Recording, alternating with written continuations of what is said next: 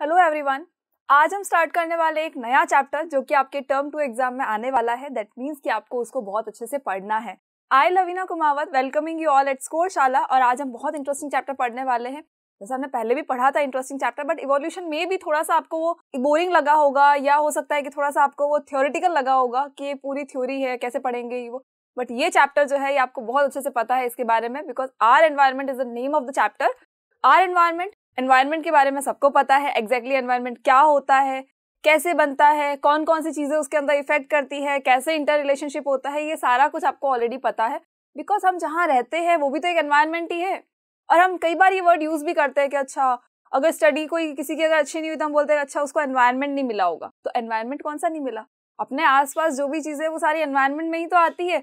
तो कई बार ऐसा होता है कि हमें स्टडी का एनवायरमेंट नहीं मिलता, मतलब आसपास में ऐसे लोग नहीं मिलते जो हमें लगता है कि अच्छा वो भी स्टडी कर रहे तो हम भी कर लेते हैं।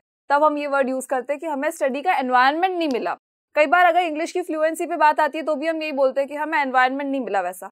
मतलब हो सकता है आपके आसपास के लोग जो इंग्लिश नहीं बोल रहे थे इसलिए वो आपको एनवायरनमेंट नहीं मिला। बट हम जिस एनवायरनमेंट की बात कर रहे हैं उसके अंदर हम बात करेंगे हरे भरे पौधों की, हमारे ऑर्गेनिज्म की, जितने भी लिविंग ऑर्गेनिज्म और जितने भी नॉन लिविंग ऑर्गेनिज्म है। मतलब हम लिविंग ऑर्गेनिज्म की बात तो इतने टाइम से कर ही रहे थे, आज हम नॉन लिविंग की भी बात करेंगे कि एग्जैक्टली जो सॉइल है, वाटर है, एयर है, ये सब हमारे लिए क्यों इंपॉर्टेंट है। तो चलिए आ जाइए, स्टार्ट करते हैं हम हमारा चैप्टर दैट इज एनवायरनमेंट। इसको देख के आपको बहुत अच्छे से पता चल गया होगा कि हमारा एनवायरनमेंट बेसिकली क्या होता है। तो जहां हम रह रहे हैं ना वो भी हमारे लिए क्या है? एनवायरनमेंट है। वो भी हमारा क्या है? एनवायरनमेंट है।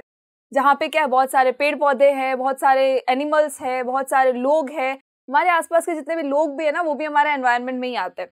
हमारे आसपास जिस चीजों को हम यूज कर रहे हैं ना वो सारी चीजें भी किस में आती है? एनवायरनमेंट में आती है। मतलब जिन चीजों को हम देख पाते हैं, हमारे आसपास जितना भी कुछ है, चाहे वो पेड़ पौधे हो गए, चाहे वो आपकी गाड़ियां हो गई, चाहे आपके पड़ोसी हो गए, चाहे हम हैं, हमारे फैमिली मेंबर्स है, चाहे हमारी एयर है जिसको हम देख नहीं पाते जस्ट फील कर सकते हैं, हमारा पानी है, खाना है, ये सारी चीजें किस में आती है? ये एनवायरनमेंट में आती है। इवन हमारे पेट एनिमल्स भी किस में आते हैं? एनवायरनमेंट में आते हैं। तो हमें आज पढ़ना है एनवायरनमेंट के बारे में। ये पिक्चर देख के आपको पता चल गया होगा एनवायरनमेंट क्या है और मोस्ट इंपॉर्टेंट कंपोनेंट इसके कौन कौन से हैं। चलिए, an environment is everything that is around us. Environment क्या होता है? हमारे आसपास जितने भी लोग हैं, जितनी भी चीजें, वो सारा क्या है? एनवायरनमेंट ही होता है। जो भी चीजें हमारे आसपास में होगी वो सब किस में आएगा? एनवायरनमेंट में आएगा। अब हमारे आसपास इवन पड़ोसी भी है ना, वो भी हमारे एनवायरनमेंट में आता है। उनके बच्चे हैं, हमारे रिलेटिव्स है जो हमारे साथ हमारे पास होली दिवाली पे आते हैं, कई बार घूमने आते हैं, कई बार हमारे जो फ्रेंड्स वगैरह होते हैं वो भी सारे किस में आएंगे? एनवायरनमेंट में आएंगे। इवन जो पड़ोसन होती है वो भी एनवायरनमेंट में आती है। चलिए, which includes both living and non-living things such as soil, water, animals and plants and human also, which adapt themselves to their surroundings। हाँ, ये एक important point है कि ये सारी वो चीजें हैं जो अपने आप को adapt कर चुकी है। मतलब प्लांट, अब यहाँ अगर राजस्थान के अंदर अगर आके देखोगे तो क्या आपको कॉनिफेरस प्लांट्स मिलेंगे? बिल्कुल नहीं मिलेंगे। तो वही प्लांट आपको उस एरिया के अंदर, उस एनवायरनमेंट में मिलेंगे जो उसके लिए एडेप्टेड है। वही एनिमल्स एक पर्टिकुलर एनवायरनमेंट में मिलेंगे जो उसके लिए ऑलरेडी एडेप्टेड है। इवन अगर आप पानी के अंदर देखेंगे तो वहां पे फिश होती है, बहुत सारे एक्वाटिक एनिमल्स होते हैं, बट वहां पे लायन नहीं होता, एलिफेंट नहीं हो सकता, आपके डॉग, काउ, ये सब नहीं हो सकते। क्यों नहीं हो सकते? क्योंकि ये उस चीज के लिए एडेप्टेड नहीं है। फिश जो है वो बाहर नहीं आ सकती, मतलब वो हमारे लैंड के लिए एडेप्टेड नहीं है। तो एनवायरनमेंट के अंदर वो सारी चीजें जो plants, animals, soil, water, living, non living thing, सब कुछ आएगा। लेकिन लिविंग थिंग के लिए एक चीज जो है मोस्ट इंपॉर्टेंट है कि वो उनके लिए एडेप्टेड होना चाहिए। उस एनवायरनमेंट के लिए वो हमेशा एडेप्टेड होगा उसके लिए, तो ही वो उस एनवायरनमेंट में रह सकता है। The environment plays an important role in the existence of life on the planet Earth।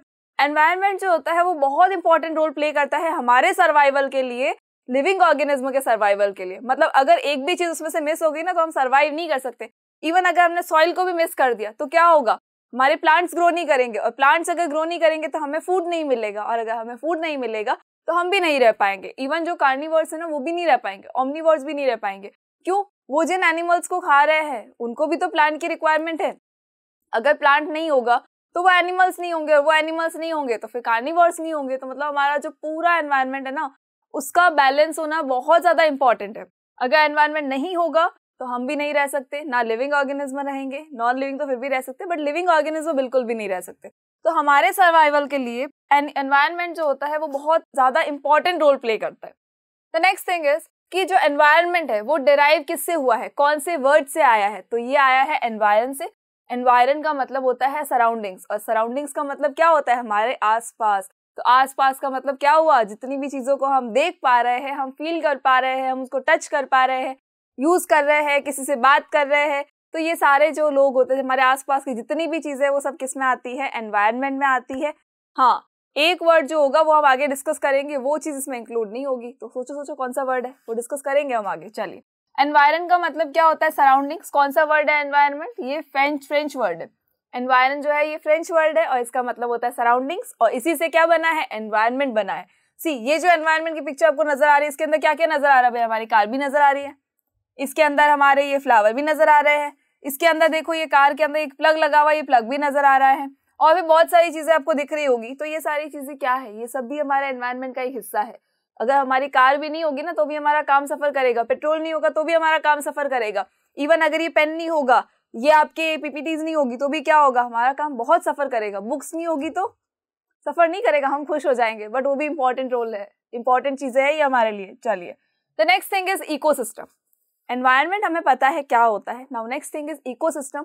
Most important चीज है, हमारा जो चैप्टर है एनवायरनमेंट, उसके अंदर ये सबसे ज्यादा मेन इंपॉर्टेंट चीज है जिसको हमें पढ़ना है। An ecosystem is a biological community of interacting organism and their physical environment. Again word आ गया environment, तो इसको पढ़ना है अच्छे से। चलिए, इकोसिस्टम जो है ये क्या होता है, बायोलॉजिकल कम्युनिटी है, किसकी, of interacting organism and their physical environment. ये जो इंटरैक्टिंग वर्ड है ना, हम इसी की बात कर रहे थे, इंटर रिलेशनशिप, इंटरैक्टिंग, मतलब जो फिजिकल एनवायरनमेंट होता है, फिजिकल एनवायरनमेंट का मतलब उसके अंदर क्या क्या आ जाएगा, उसके अंदर आएगी भी विंड, हमारी विंड, एयर जो भी है, वाटर आ जाएगा, उसके अलावा आ जाएंगे प्लांट्स तो ऑर्गेनिज्म में आ जाएंगे। चलिए, फिजिकल एनवायरनमेंट में और क्या हो सकता है, सॉइल हो सकता है, तो ये सारी चीजें क्या है, ये फिजिकल एनवायरनमेंट में आती है, मतलब कि नॉन लिविंग थिंग्स में आती है। द नेक्स्ट थिंग की जो ऑर्गेनिज्म है, ऑर्गेनिज्म के अंदर क्या क्या आ जाएगा भाई, प्लांट्स आएंगे हमारे ऑर्गेनिज्म के अंदर, ऑर्गेनिज्म के अंदर आ जाएंगे ह्यूमन बींग्स, उसी ऑर्गेनिज्म के अंदर क्या आ जाएंगे, और बैक्टीरिया, इंसेक्ट्स, यूनिसेल्युलर ऑर्गेनिज्म आ जाएंगे, यूनिसेल्युलर ऑर्गेनिज्म आ जाएंगे, उसके अलावा आ जाएंगे हमारे एनिमल्स जो मल्टी सेल्युलर ऑर्गेनिज्म है। तो ये सारी चीजें जो है ये क्या करती है भाई, ये जो लिविंग थिंग्स है ये लिविंग थिंग्स है, और ये है हमारी नॉन लिविंग थिंग्स। तो लिविंग थिंग्स और नॉन लिविंग थिंग्स का जो इंटर रिलेशनशिप होता है, जो इनका इंटरैक्शन है, उसी को हम बोलते हैं इकोसिस्टम। यही इंटरैक्शन जो है ना, वो पूरा क्या बनाता है, इकोसिस्टम बनाता है। मतलब हमारे आसपास में अगर प्लांट्स है, एनिमल्स है, यूनिसेल्युलर ऑर्गेनिज्म है, ह्यूमन है, उसके अलावा वाटर है, एयर है, तो ये सारी चीजें क्या बनाएगी मिलके, ये बनाएगी एक इकोसिस्टम, एक परफेक्ट इकोसिस्टम बनाएगी। तो एनवायरनमेंट और इकोसिस्टम में बेसिकली क्या डिफरेंस है भाई, हमने यही तो बोला कि हमारे आसपास का जो जितनी भी चीजें होती है वो सब किस में आती है, एनवायरनमेंट में आती है, और अभी भी हम यही बोल रहे हैं, बट दोनों में डिफरेंस क्या है। तो एनवायरनमेंट के अंदर वो भी चीज आएगी जो एक दूसरे से इंटरकनेक्टेड नहीं है, मतलब ये जितने भी plants, human, unicellular organism, animals जितने भी है, ये सारे के सारे अपने फिजिकल एनवायरनमेंट से, मतलब ये जो नॉन लिविंग थिंग्स है ना, इन सबसे कनेक्टेड है, इंटरकनेक्टेड है इन सबसे। अगर हवा नहीं होगी तो क्या रह पाएंगे, बिल्कुल नहीं। पानी नहीं होगा तो रह पाएंगे, बिल्कुल भी नहीं। सॉइल से तो बिल्कुल नहीं रह सकते, क्योंकि फूड ही नहीं होगा, और खाने के बिना हम रह सकते हैं क्या, पिज्जा बर्गर के बिना तो हम बिल्कुल नहीं रह सकते। तो ये सारी चीजें अगर नहीं होगी तो क्या होगा, हम भी नहीं होंगे। मतलब ये दोनों क्या है, एक दूसरे से कनेक्टेड है, इंटरकनेक्टेड है, इन दोनों का एक दूसरे से इंटरैक्शन होता रहता है। बट एनवायरनमेंट में हमने इंटरैक्शन की बात नहीं की थी। तो जो वर्ड आपका मिस था ना उसके अंदर, जिसके बारे में हम डिस्कस कर रहे थे, वो वर्ड कौन सा है, इंटरैक्शन, इंटर रिलेशनशिप। चलिए, तो इंटरैक्शन जो है वो क्या होता है, इन दोनों के बीच का जो कनेक्शन है वही होगा इंटरैक्शन। और इंटरैक्शन की जहां हम बात करेंगे वो हो जाएगा इकोसिस्टम, और जहां हम इंटरैक्शन की बात नहीं कर रहे हैं वो हमारा क्या होगा, एनवायरनमेंट होगा। लाइक हमारा जो स्काई है, स्काई जो है वो हमसे कनेक्टेड नहीं है, हमसे कनेक्टेड कौन है, सन, क्योंकि सन की एनर्जी हमें चाहिए, स्काई से हमें कुछ नहीं चाहिए। स्काई हमसे कनेक्टेड नहीं है, मतलब क्या हुआ, स्काई एनवायरनमेंट में इंक्लूडेड है बट इकोसिस्टम में इंक्लूड नहीं है। बादल इंक्लूड होंगे बट जो कंप्लीट जो वो आकाश है ना बड़ा सा, ये इंक्लूड नहीं होगा इकोसिस्टम में, ये एनवायरनमेंट में इंक्लूड होगा। भले ही हमसे कनेक्टेड नहीं है बट ये एनवायरनमेंट में है, ये हमें नजर आ रहा है, ये हमारे आसपास की चीजों में से एक है, तो वो एनवायरनमेंट में इंक्लूड होगा बट इकोसिस्टम में नहीं होगा। मतलब दोनों के अंदर डिफरेंस अब समझ में आया आपको कि क्या बोल रहे हैं हम। इंटरैक्शन अगर हो रहा है लिविंग थिंग्स और नॉन लिविंग थिंग्स के अंदर, दैट मीन्स कि वो क्या है, इकोसिस्टम है। और एनवायरनमेंट का मतलब क्या हुआ, आसपास की जितनी भी चीजें होगी वो सब किस में आएगी, एनवायरनमेंट में आएगी। चलिए, तो ये जो है हमारा, ये क्या है, ये इकोसिस्टम है। ये क्या है हमारा, ये इकोसिस्टम है। इकोसिस्टम के अंदर देखो क्या क्या है, ये स्नेल है, ये आपकी डक्स हो गई, प्लांट्स हो गए, बटरफ्लाईज है, फ्लावर्स है, वाटर भी है। तो ये सब क्या है, ये सब मिलके क्या बनाती है, ये एक परफेक्ट इकोसिस्टम बनाती है जो सब क्या है, एक दूसरे से कनेक्टेड है, इंटरकनेक्टेड है एक दूसरे से।